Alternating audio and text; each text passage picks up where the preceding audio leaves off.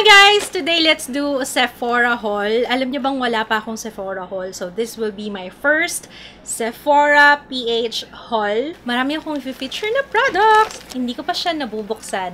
Hindi. Sorry. Nabuksan ko na pala siya, pero hindi ko pa nilalabas yung items. Dalawa yung package na bubuksan natin today. Before I start, may Black Friday sale ang Sephora. If you're not familiar with Black Friday sale, isa lamang to sa mga pinakamalaking sale online. Alam ko walang Black Friday sale sa Pilipinas kasi sa US parang doon mas sikat yung Black Friday sale. Pero sa Sephora PH na website meron. Syempre, alam niyo naman, pag sale, dyan mas marami ang deskwento or discounts sa mga products, especially sa makeup. Alam niyo, honestly, ako pag nag-shopping ako ng makeup, mas bet ko, syempre, alam niyo naman yung budget natin, mas okay kapag dinasakto nyo na sale kasi malaki yung discount. Sometimes din kasi, kapag bumili ka ng regular price, tapos hindi naman pala okay sa yung product. Nakaka-disappoint, diba? Black Friday sale, guys, magsa-start siya November 25, midnight. So, mag-alarm na kayo kung kinakailangan. And, meron akong promo code, pero i-announce ko siya sa Instagram. So, make sure you follow me. Ann Klutz yung pangalan ko. Meron akong promo code para mas pack ang sale, pack ang deskwento. Papakita ko rin sa inyo yung aking wishlist. Kasi gumawa na talaga ako ng wishlist kasi pala ko rin talagang mag-shop ng Black Friday sale. Kaya nag-ready na ako ng aking wishlist. Pwede kayong mag-ready na ng wishlist nyo as early as now para pagdating ng Black Friday sale. Add to bag na lang yung gagawin nyo and then diretso na kayo check out. Alam ko kasi nagkakaubusan na out of stock yung mga products. Kaya as early as now, kung may time kayo, gumawa na kayo ng wishlist nyo if you're planning na makisabay sa Black Friday sale. Kaya isa sa mga biggest sale yon sa Sephora, okay? Ilalagay ko yung link ng Sephora page Black Friday sale sa description box para magkaroon kayo ng mas marami pang info about this if bago kayo sa mga ganyan-ganyan. Ano yung mga products na maisa-suggest ko? So, ipapakita ko sa inyo yung wishlist ko para makita nyo kung ano yung mga itatry ko na gusto ko talagang subukan ng mga product. Ayan, type ko yan. Beauty Blender, Benefit, Zoeva na palette, Zoeva brushes. Ayan yung mga yan. Kasi wala pa akong Zoeva na brush.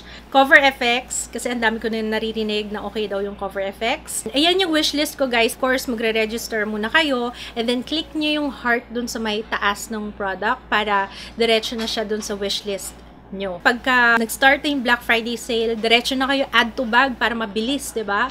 Kasi unahan yan. And don't forget ha, kagaya ng sinabi ko, i-follow nyo ako sa Instagram kasi I will share yung promo code midnight ng 25. Pagpatak pa lang ng alas 12 ng November 25, ayan, ipopost ko yung aking promo code sa Instagram. So make sure to follow me. So let's start with the haul. First product here, Sephora Pearl Invis Silk Mask. Woo!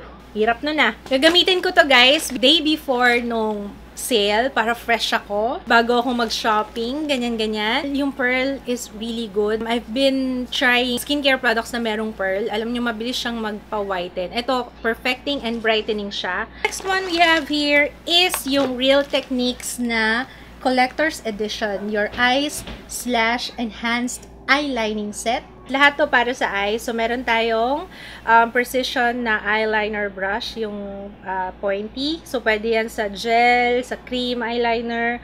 And then, meron tayo ng flat. Ito, okay din to para sa kilay.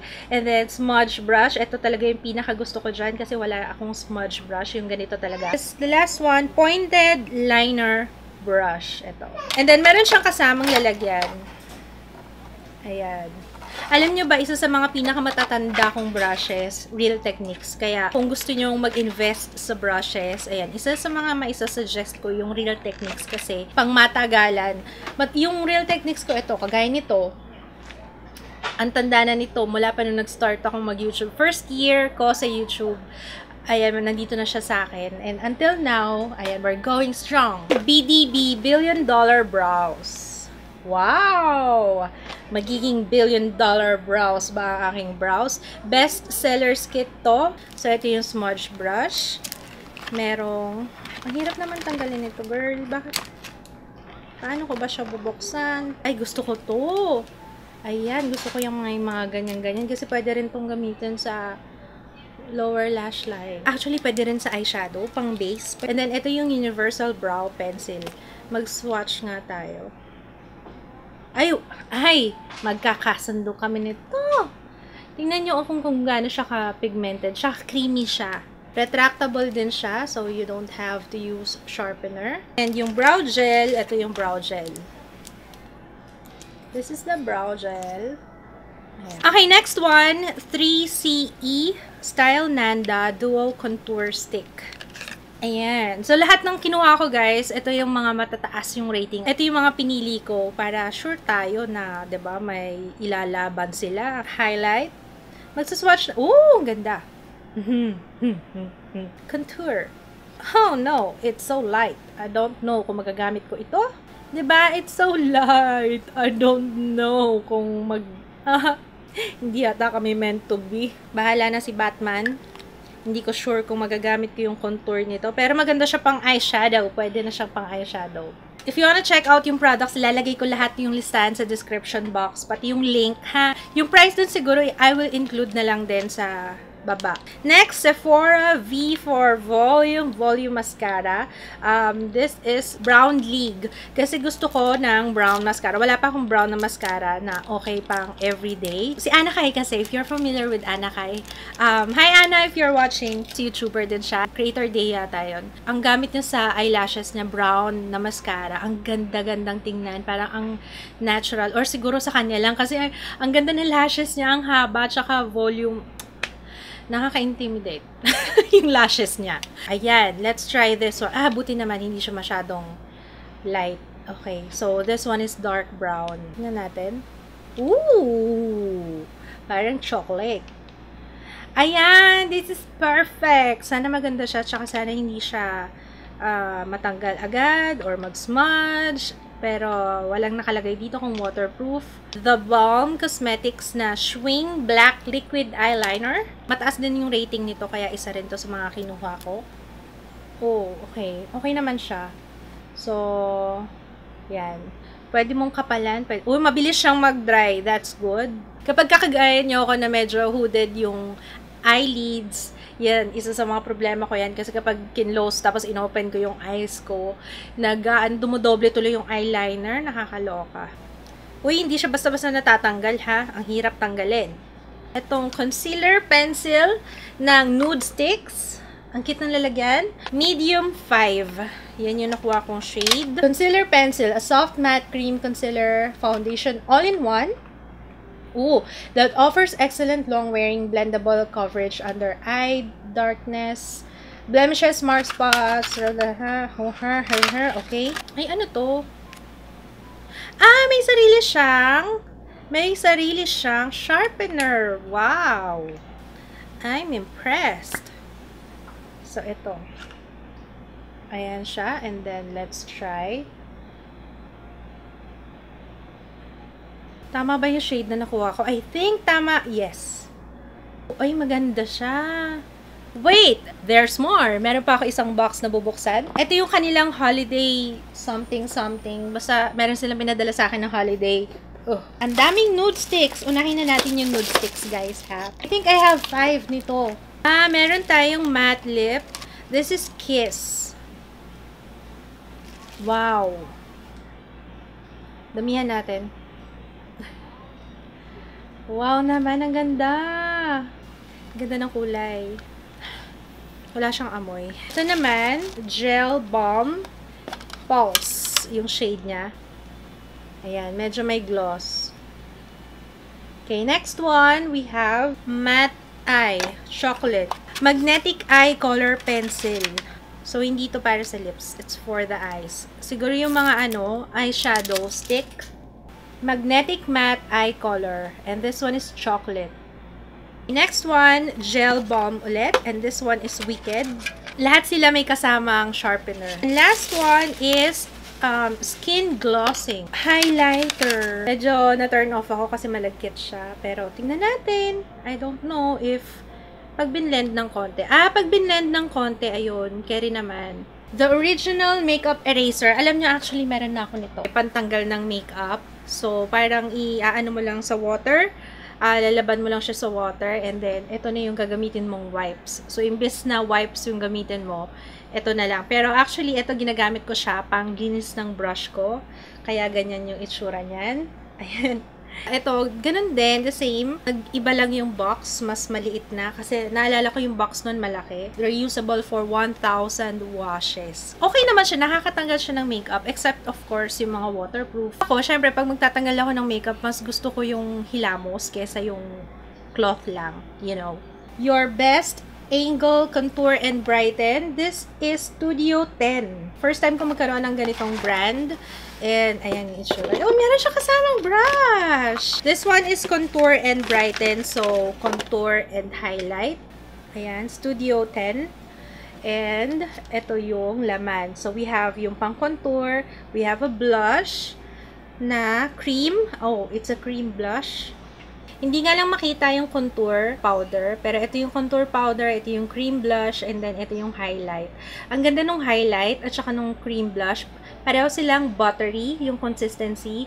Yung highlight, cream type siya, pero madaling i-blend. Angled na contour, and this one, I don't know. Pang contour din, of course, but medyo dense siya. Eyes to mesmerize, contour and color.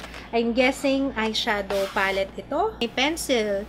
Studio 10 Eye Lift Longwear Liner. Wow! Ayan yung liner. Ah, yes! Ito yung para sa waterline. Hindi siya ganun ka-white. Kakulay niya yung concealer kanina.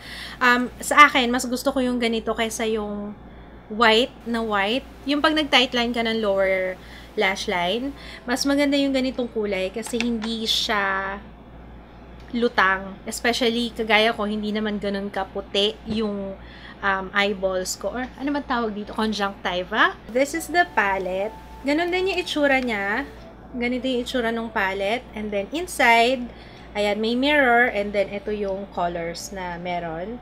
Let's watch. Ay, oh my. Ibang klase to. Velvety. Para siyang primer. So, ito na yata. Primer na yata to. Yun. May prime, neutralize. Ito yung pang neutralize. Sige.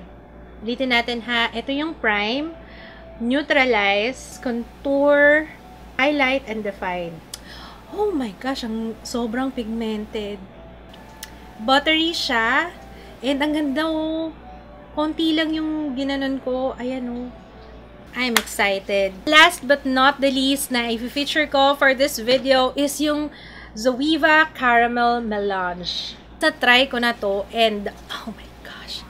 It's so beautiful. Tingnan nyo yung color. Ang ganda ng kulay, diba? Tingnan nyo mabuti. Ayan. Ang ganda ng mga kulay. And then, I will show you swatches. Ito, yung pinaka shimmer. Look at that! Tingnan nyo kung gaano kaganda yan. Oh. And then, ito. Wow. Alchemy. Ayan yung Alchemy. That's Alchemy. 182 degrees Celsius. Wow! Meron na akong gagamitin na palette para sa Pasko. O, diba? Walang halong keme talaga. Isa sa mga pinakamagandang palette na natry ko. Pati yung colors. Ang syala ng kulay. Look! Magiging available siya on November 25. Sakto sa Black Friday sale. So, if you're interested, guys, follow nyo ako sa Instagram kasi dun ko i-announce yung promo code ko. And don't forget, November 25 yon. Pagkapatak ng alas 12, saka mag-start yung sale nila. So, yun guys, mag-alarm na kayo kung kailangan nyo mag-alarm. Okay, so yun lang guys. Sana na-enjoy nyo itong video na to. Thumbs up this video kung gusto nyo pa ng maraming haul kasi alam kong malapit na yung Pasko at yan yung mga requested talaga lately haul. Malapit na kasi yung Christmas kaya marami nang nag-holiday shopping. Thank you so much for watching. See you again on my next video. Bye! Nakaka-disappoint. Yung smudge brush. Kasi wala ako noon smudge brush. Naka-focus ba ako? Di ata ako naka-focus kanina pa. Oh my gosh. Abel gosh. Yung price siguro, I will include. Kagaya nyo ko na medyo oh my god. Yung laway ko. Ayan, hindi pa siya available. I think magiging, oh my gosh, nahulog. Walang haro.